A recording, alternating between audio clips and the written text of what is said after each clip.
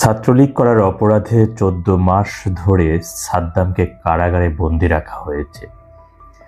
স্বামীকে প্রচন্ড রকমের ভালোবাসত স্ত্রী। তার একটি সন্তান জন্ম দিয়েছেন, যার বয়স মাত্র ৯ মাস। একের পর এক মামলায় জামিনে বের করেও আনছিলেন স্বামীকে, কিন্তু আবারও মিথ্যা মামলা দিয়ে কারাগারে বন্দি রাখা হয় সাদ্দামকে। এই মানসিক যন্ত্রণা সহ্য করতে না পেরে ৯ মাসের মাসুম বাচ্চাকে ঘরের মধ্যে থাকা বালতির পানিতে চুবিয়ে মেরে ফেলেন। এরপরে নিজে আত্মহত্যা করেন। স্ত্রী সন্তান দুজন মারা গেছেন। স্বামী ছাত্রলীগ নেতা সাদ্দাম জেলে। পরিবার হাজারো চেষ্টা করার পরেও প্যারোলে মুক্তি পায়নি সাদ্দাম। রাষ্ট্রকে এতটাই অমানবিক হয়ে গেছে, শেষ বিদায়ে জানাজাটুকু পড়ার জন্য মুক্তি দেওয়া হলো না। তবে মানবতা জিনিসটা এখন আসলে নাই দেশে। ইসলাম যে তাকে প্যারোলে মুক্তি দিয়ে অ্যাটলিস্ট তাকে জানাজায় অংশগ্রহণ করে সে তার বউ বাচ্চাকে দেখুক। দর্শক আসসালামু আলাইকুম। বাংলাদেশের নিষিদ্ধ সংগঠন ছাত্রলীগের একজন কর্মীর স্ত্রী সন্তান মৃত্যুর পর পুরা দেশ এ নিয়ে আলোচনার কেন্দ্রবিন্দুতে পরিণত হয়েছে। চলুন আমরা এই ভিডিওর মাধ্যমে বিস্তারিত তথ্য জেনে আসি। ছাত্রলীগ করার অপরাধে ১৪ মাস ধরে সাদ্দামকে কারাগারে বন্দি রাখা হয়েছে। স্বামীকে প্রচন্ড রকমের ভালোবাসত স্ত্রী। তার একটি সন্তান জন্ম দিয়েছেন, যার বয়স মাত্র ৯ মাস। একের পর এক মামলায় জামিনে বের করেও আনছিলেন স্বামীকে, কিন্তু আবারও মিথ্যা মামলা দিয়ে কারাগারে বন্দি রাখা হয় সাদ্দামকে। এই মানসিক যন্ত্রণা সহ্য করতে না পেরে ৯ মাসের মাসুম বাচ্চাকে ঘরের মধ্যে থাকা বালতির পানিতে চুবিয়ে মেরে ফেলেন। এরপরে নিজে আত্মহত্যা করেন। এটা আত্মহত্যা না, এটাকে সুপরিকল্পিতভাবে হত্যা। জীবনে কখনো দেখেছেন যে লাশ কারাগারে যায়? আজকে হয়েছে। এই স্ত্রী, মৃত স্ত্রী আর সন্তানকে দেখা বা তাদের জানাজায় অংশ নেওয়ার সৌভাগ্যটুকু সাদ্দামের হয় নাই।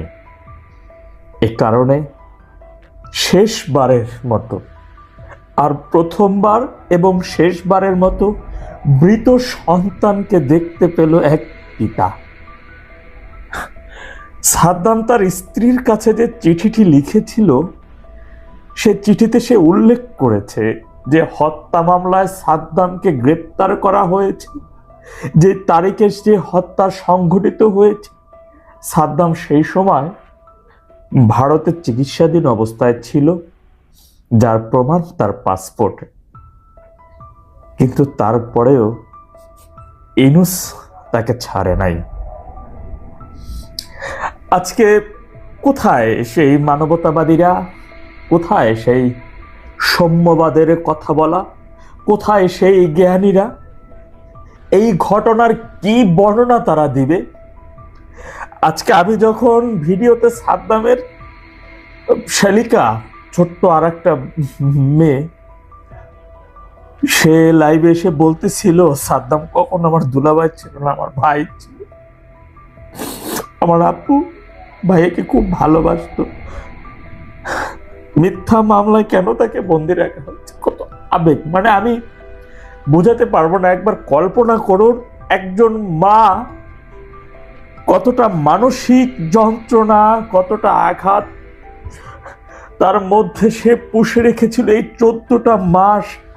আর সেই যন্ত্রণাটা এতটাই অবস্থা, এমন একটা জায়গায় গিয়ে দাঁড়িয়েছে যে সন্তানকে নাকি বালতির পানির মধ্যে চুবিয়ে মেরে তারপর নিজে আত্মহত্যা করেছে। এই ঘটনার কি কোনো বর্ণনা আছে? অথচ আমাদের দেশের সরকার, যিনি এখন চালান, সে নাকি শান্তিতে নোবেল পেয়েছে। সে নাকি বিশ্ব শান্তির নোবেল পুরস্কারে ভূষিত হয়েছে। এই জেনজি জেনারেশন আজকে যদি আপনার ভাই, আজকে যদি আপনার পরিবারের কারোর সাথে এমন ঘটনাটা ঘটতো, আমি এই প্রজন্মের কাছে, আমি দেশের সকল নাগরিকদের কাছে, সকল ব্যক্তিদের কাছে আমি শুধু এই ঘটনাটা একটু অ্যানালাইজ করার জন্য আপনাদের কাছে বিনয়ের সাথে অনুরোধ করছি। আজকে দেখলাম লক্ষ্মীপুরে আরেকজন নিখোঁজ ছাত্রলীগ কর্মীর হাত পা বাঁধা, তার লাশ উদ্ধার করা হয়েছে। এরা কি মানুষ না? কারো সন্তান না? বাংলাদেশের নাগরিক না? এই বর্বরতার শেষ কোথায়? এই নির্মমতার শেষ? আমার একটা ভাগ্নে। স্ত্রী সন্তান দুজন মারা গেছেন। স্বামী ছাত্রলীগ নেতা সাদ্দাম জেলে। পরিবার হাজারো চেষ্টা করার পরেও প্যারোলে মুক্তি পায়নি সাদ্দাম। পরে বাধ্য হয়ে পরিবার, স্ত্রী ও শিশু সন্তানের দুটি মরদেহ অ্যাম্বুলেন্স করে কারাগারের ভেতরে নিয়ে যাওয়া হয়। এ সময় সাদ্দামকে মাত্র 5 মিনিট সময় দেওয়া হয়েছে। তখন সাদ্দাম তার স্ত্রীকে শেষবারের মতো ছুঁয়ে দেখেন এবং জীবনের প্রথমবার নিজের শিশু সন্তানকে মৃত অবস্থায় কোলে তুলে নেন। প্রশ্ন হলো, রাষ্ট্রকে এতটাই অমানবিক হয়ে গেছে? শেষ বিদায়ে জানাজাটুকু পড়ার জন্য মুক্তি দেওয়া হলো না। স্বজনরা জানান, স্বর্ণালী তার স্বামীকে খুব ভালোবাসতেন। দীর্ঘদিন ধরে স্বামী কারাগারে থাকায় তিনি মানসিকভাবে একেবারে ভেঙে পড়েছিলেন।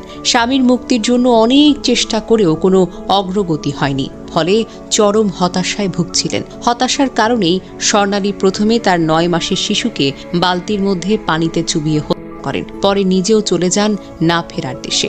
পরিবার সূত্রে জানা গেছে, সাদ্দামের বাড়িতে তার মা, বোন, স্ত্রী ও সন্তান একসঙ্গে বসবাস করতেন। কারাবন্দী অবস্থায় সাদ্দাম কোনো কোনো সময় স্ত্রীকে চিরকুট পাঠাতেন এবং দ্রুত তাকে মুক্ত করার কথা বলতেন। এসব কারণে স্বর্ণালীর ওপর মানসিক চাপ বাড়তে থাকে, যা পরে তিনি সামাল দিতে পারেননি। যশোর কেন্দ্রীয় কারাগারের জেলার আবিদ আহমেদ বলেন, গত 15ই ডিসেম্বর সাদ্দামকে যশোর কেন্দ্রীয় কারাগারে আনা হয়। দর্শক, এরকম আরো নতুন নতুন ভিডিও পেতে চ্যানেলটির সঙ্গে থাকুন। ধন্যবাদ। আসসালামু আলাইকুম।